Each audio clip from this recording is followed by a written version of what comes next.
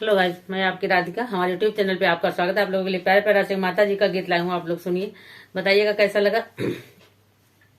हंसने वाला गीत है माता जी का। हम लोग दर्शन करने के लिए जा रहे हैं माता जी का। आप देखिए, जा पाते या नहीं जा पाते, तैयारी पक्की है और कितनी अड़चन आती है, कैसे हम जाते हैं, अब आप गानों के माध्यम से सुने। बलमा हो कब चलबा मैया जी के धमवा, साजना हो कब चलबा मैया जी के धमवा, बलमा हो कब चलबा मैया जी के धमवा। दिन भर करत रहे घरवा में कमवा, बलमा हो कब चलबा मैया जी के धमवा, साजना हो कब चलबा मैया जी के धमवा। कैसे का धाना तुम्हें समझाई, कैसे का धाना तुम्हें समझाई, बाबू ओ माई जई रिसाई, अब ही पड़ल बा खेतवा में कमवा, बलमा हो कब चलबा मैया जी के धमवा, साजना हो कब चलबा मैया जी के धमवा।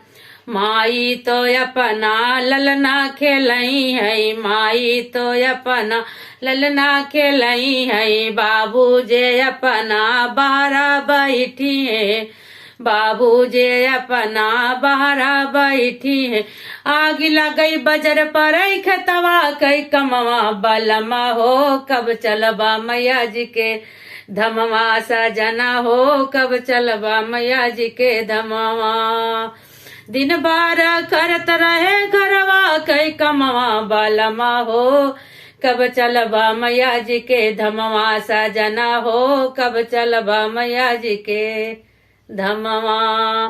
कैसे का धाना तुम्हें समझाई, कैसे का धाना तुम्हें समझाई, भैया यो भौजी जई रिसाई, भैया यो भौजी जई रिसाई, अब ही पड़ल बा घरवा में कमवा, बलमा हो कब चलबा मैया जी के धमवा, सजना हो कब चलबा मैया जी के धमवा। भौजी का अपने पिक्चर भेज दा, भौजी का अपने पिक्चर भेज दा, भैया का अपने परदेसवा भेज दा, भैया का अपने परदेसवा भेज दा, छोटकी ना नदिया का लैलया संगवा, बलमा हो कब चलबा मैया जी के धमवा, सजना हो कब चलबा मैया जी के धमवा। दिन भर करत रहे घरवा में कमवा, बलमा हो कब चलबा मैया जी के धमवा, सजना हो कब चलबा मैया जी के धमवा।